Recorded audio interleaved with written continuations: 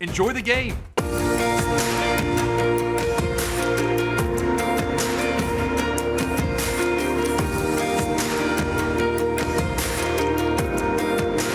Thanks for joining us for Your Voice, Your Stories. I'm Randall Newsom. Each week we highlight important issues impacting your community and introduce you to people working to make our neighborhoods better. Here's what we have for you tonight. Staying active and connected as we age can be a little challenging. One senior center, though, in Towson is making it easier for older adults to do just that. But first, a new work of art now rests on the outside of the Frederick Police Department. More than just a mural, it's a tribute to one of their own. Your Voice for Veterans reporter, Sierra Williams, shows us how one family hopes people will remember that story. Well, if you're heading down East All Saint Street and South Carroll Street, you'll notice the Frederick Police Department looks a little bit different. Thanks to Platoon 22 and the Frederick Police Department, they are teaming up to honor the life and legacy of one of their own, Army veteran Matt Fast. It's hard to drive by the Frederick Police Department without noticing it. A larger-than-life portrait of Sergeant First Class Matthew Fast, painted for all to see. Today, it's an honor, and with that, we will unveil. Matthew Fast was a decorated U.S. Army veteran, public safety professional, and proud father. Born and raised in Frederick, he served more than a decade in the Army Reserves, including deployments to Iraq and Afghanistan. I think that my husband really represented so many great qualities about, our service members.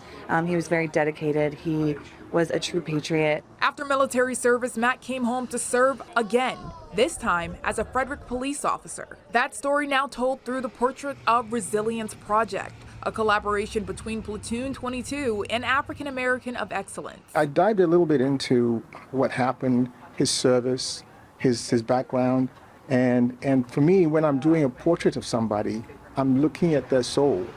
I can literally feel their soul as I'm painting them. So, looking at the picture of your dad, what do you think? Me. Looks like me. It looks like me. People say that a lot. I haven't looked in the mirror and took the time to look at that, but if people say it a lot, I believe it, so. Fast's family says he died from a treatable heart condition, one they believed was overlooked. His story later inspired Maryland lawmakers to pass the SFC Matthew Fast Act, aimed at improving health care for veterans. They're not being screened for their military status, and we know that that's a huge indicator of their overall health, and it was something my husband wasn't asked. Frederick Police Chief Jason Lando says while he never knew Fast personally, the mural reflects what service means. Obviously, first of all, to appreciate our veterans. Again, the image of Matt, he was a Frederick police officer, but the image of him up there is in his military uniform. But then also to know that, we are here for the community and we are part of the community. And I think that's really important. The hope, every passerby who stops by to ask who was Matt Fast will find more than a name on a wall. They'll find a legacy and a family determined to keep it alive.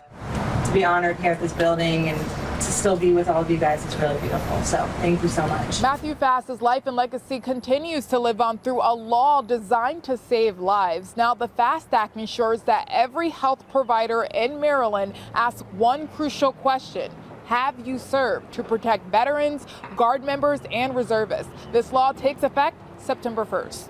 In Frederick, Sierra Williams, WMAR 2 News.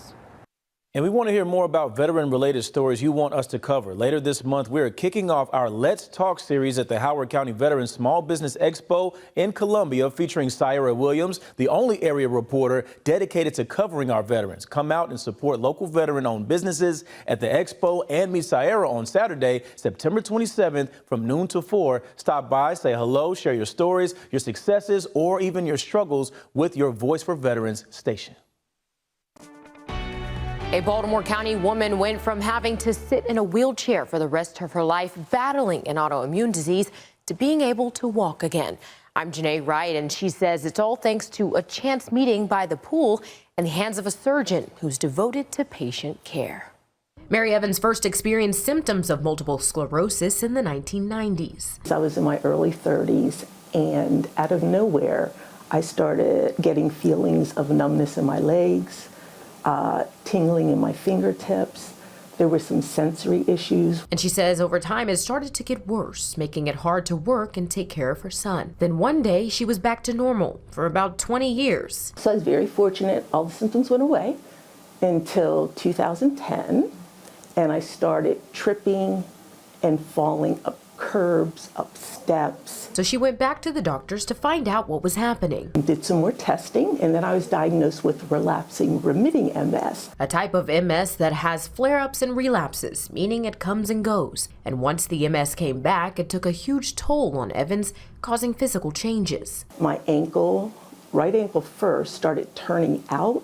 They were so twisted out, there was no balance. I really thought, this is my life, and I became very depressed. She says one day, while at her apartment pool, she met a nurse who knew of an operation to fix her feet and convinced her to have the surgery. That's when she met Dr. Walter Hembry. First meeting when he said I could fix this, I was like, yes. Dr. Hembry says it was important to get her feet in the right position so she could begin walking again. Her feet were kind of locked in a position where she had great difficulty, or almost no difficulty in my recollection, on standing. She couldn't put her foot flat on the ground to stand. And after 2 successful surgeries, Evans is back on her feet and grateful to the surgeon who made it happen. I feel just grateful. I feel definitely more independent, more confident.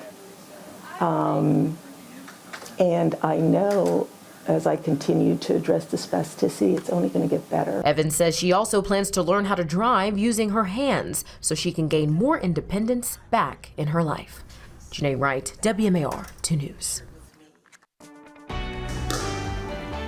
77-year-old Greg Bauer plays pickleball with his wife Jo several times a week at the Bicota Senior Center in Towson. I didn't start coming here until a few years after I retired. It was when someone introduced us to pickleball, and they said, you could do that at the Bicota Center. So we went here, found it was a really nice social group to play with, and got more active.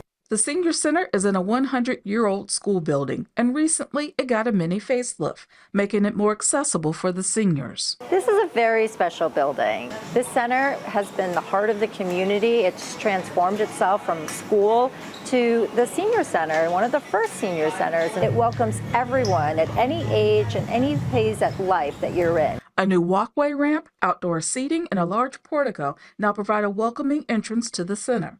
There were also a few subtle improvements inside, like new carpeting, and not so subtle upgrades to the bathrooms. We're really excited about the renovations that took place over the last 7 months here. Actually started here about 9 months ago and realized that the bathrooms were still in its original state for children. More than 2,000 seniors are members here, and 200 people come here every day for free classes and sports. Greg is one of the pickleball instructors. It's pretty busy.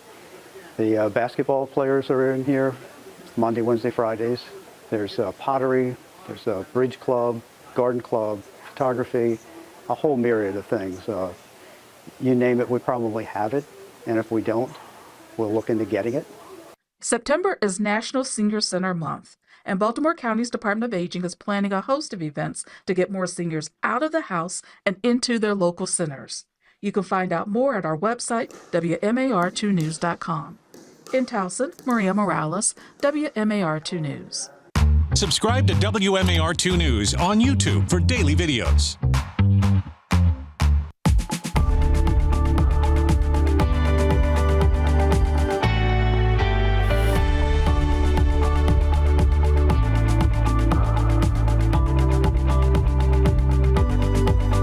You deserve. You're watching WMAR2 News, part of the Scripps News Group. Welcome back to Your Voice, Your Stories. A bodega in Fells Point continues to fight for its doors to stay open despite some major challenges. Kara Burnett talks with one of the owners who says closing is not an option. An e-bike rider says Maryland law was on his side when he was struck by a vehicle, but law enforcers were not. But first, a woman in Parkton keeps receiving medical braces in the mail that she didn't order. She doesn't know how these businesses obtained her information, so she contacted WMAR2's Mallory Shafaste because if it matters to you, it's a matter for Mallory. These packages came from all different companies for all different body parts, but Gail Barkley says she doesn't need them. She didn't order them, neither did her doctor, and now she's learning these companies build her Medicare plan for thousands of dollars. If you open Gail Barkley's mail, you'd think she's in a lot of pain. Recently, she's received braces for her knee, her wrist, and a very large one for her back. But the sizing isn't the only thing off. Gail says these items arrived unprompted. Are you using any braces? No.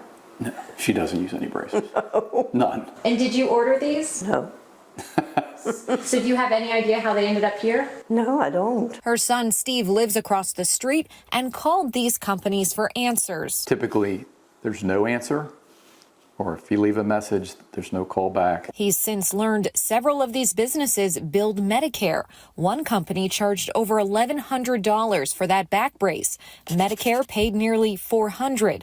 On eBay, the same brace sells for as low as $25. And that's the disturbing part. Like, how are they getting this information? We tried calling the companies too. These are the phone numbers on the U.S. Centers for Medicare and Medicaid Services website associated with their NPI. And my understanding is you need an NPI to begin the process of billing Medicare. Hello. Please leave a message after the tone. Sorry, this mailbox is full and cannot accept any more recordings.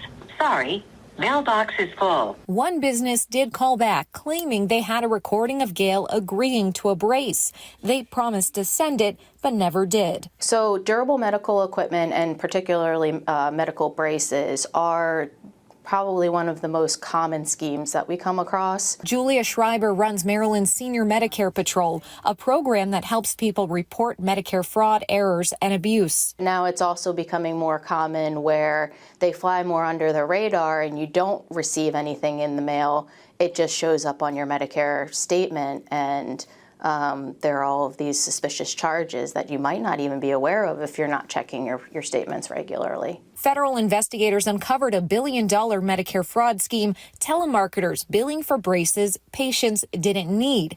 And a federal audit last year found the system is still vulnerable. The more that a scammer is getting out of Medicare, the higher the cost of Medicare, which is ultimately what we're all paying. Beyond wasting taxpayer dollars, Julia says if you don't report it, you could be stuck with coinsurance costs or other consequences. If in the future you need a medical brace, the Medicare might end up denying it because they say that you already received a brace recently. The Senior Medicare Patrol says to treat your Medicare number like your credit card number. Don't give it away to anyone who asks for it over the phone, in person, or online unless you can verify who they are. In Baltimore, Mallory Safasti, WMAR 2 News. Now, Julia said scammers are also calling Medicare beneficiaries and offering free genetic testing. While there may not be an out-of-pocket expense for that, these tests are not free. They're actually billed to Medicare. And if you scan the QR code on your screen, this will take you to Mallory's report. There she has information on how you can report Medicare fraud and avoid unauthorized charges. And if you have a matter for Mallory, she wants to hear from you, email her at mallory@wmar.com or find her on Facebook and X. A tough lesson in Maryland law covering e-bikes. I'm Jeff Hager in Anne Arundel County, where a biker says police blamed him after he was struck by a vehicle. E-bikes are Zachary Brown's primary form of transportation. And he says when a vehicle struck him from behind at this intersection on Ritchie Highway, police threw the ticket book at him, failing to recognize it was an electric bike. 2655. After taking attendance, Brown tried to explain to the officers what he was riding. You see right there, MX 650. It goes 18 miles an hour. It's chain driven. It meets all the requirements of a Class 2 e-bike. It's under 750 watts. I can show you the law. Brown says the officers weren't in any mood for a lesson, towing his e-bike and writing him 10 separate tickets in all. His exact thing he told me was, does it have a motor? And I said, yes, an electric motor. And he said, then it's a motor vehicle. I'm like, sir, that's not how the law works. And he said, take it up with the judge. In addition to Brown losing the use of his e-bike, valued at $700 to $800, he says he also now faces fines totaling more than $2,000. The frustration didn't end during the encounter with police. I called the impound lot and they're like, well, you have to have a title for this to get it back. And I'm like, dude, there is no title. It's an electric bike. I bought it at Walmart. The response wasn't much better at the Motor Vehicle Administration. After this happened, I actually took all 10 tickets to the MVA that Monday morning, and the lady at the counter, she was like, that's one of those bikes you buy at Walmart, right? A razor bike? And I was like, yeah, I got it at Walmart. And she's like, she laughed so hard. She's like, you can't get those things registered here. That's not a motor vehicle. That's not news to Brown. After all, e-bikes are also his business. He owns an e-bike repair and consignment shop, which requires knowledge of the law, which he claims the officers were lacking. He looked me dead in the eye and he said, sir, I don't know the law. And I mean, I think that's messed up. The police officers are enforcing the law. They should at bare minimum know the law. When asked about the incident, police responded, anyone who feels an incident was mishandled can file a formal complaint, and the appropriate venue for disputing citations is through the court system. In Anne Arundel County, Jeff Hager, WMAR 2 News. 4 months after cutting the ribbon, a Fells Point business is fighting to stay open after disaster struck not once, but twice. And it's like we poured all of our money in this store. This looks a lot like construction for a store that's getting ready to open. But instead, Chop Broadway Bodega and Deli is rebuilding after back-to-back disasters. I'm thinking the building is gone. Everything is up in flames. In late August, a fire broke out on the 3rd floor of this building. I pull up the ADT camera and I see the entire fire department going up with ladders. Thankfully, no one was hurt, but they had to shut down business for a weekend. The fire kind of set us back, but it didn't kill us. But then the very next week came the real setback. It was raining in my store. Water was coming from the ceilings, like I stood behind the register and I could hear a wave of water come down, and I ran and the ceiling completely collapsed. The tenants on the 2nd floor overfilled their bathtub, causing water to seep down and flood the store. It sounded like I was at a Six Flags wave pool. The fruits of her labor nearly washed away. Equipment damaged. Some lights, they got flooded out. Products ruined. Bags full of electronic devices. Certificates destroyed. You can see Brandon Scott is drenched. And business halted. We have so many supporters, so many people,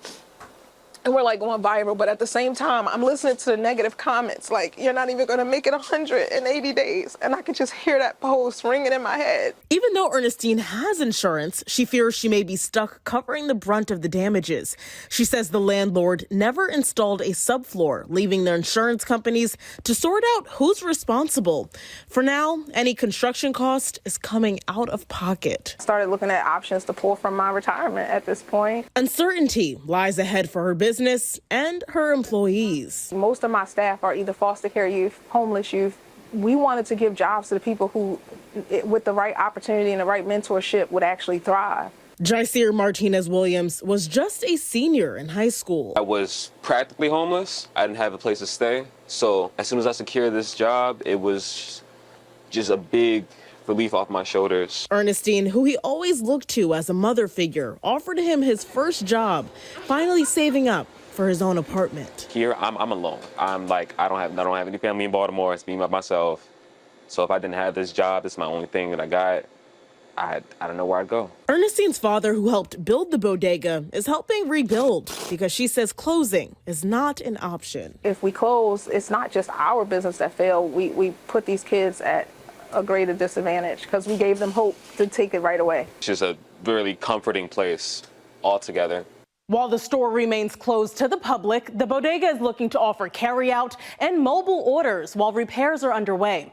A link to their GoFundMe can be found on our website. Cara Burnett, WMAR 2 News. There's a new addition to the Hamden/Roland Park neighborhood. It was the idea of a senior living community, but it's one that everybody can enjoy. Like WMAR 2 News on Facebook. Follow WMAR 2 News on social media for daily content. 3, 2, 1. A big ribbon cutting for a tiny but impactful addition to the neighborhood. Just outside the Roland Park Place Senior Living community, they now have a little free library for everyone to enjoy. We just decided, listen, we could have we have all these artists as well. Let's invite them to decorate it. So they jumped in and decorated it, and now we've got a little connection to the community. A crowd of residents showed up to admire the artwork and the concept of the newest addition to the Roland Park and Hamden neighborhoods. Oh my goodness, used to be involved with an organization called Reading is Fundamental, and that says it all. Yeah, if you can't read, you're challenged for the rest of your life, and it's a foundational skill. So it's terrific that Roland Park Place can contribute in this way. The idea came from a resident here at Roland Park Place. She's a retired teacher who owns a traveling bookstore. Rita Collins moved to Maryland from Montana a few months ago. I had the idea to try a mobile bookstore and see how that would work, where I could take it to farmers markets or music concerts, festivals, and it worked. It worked.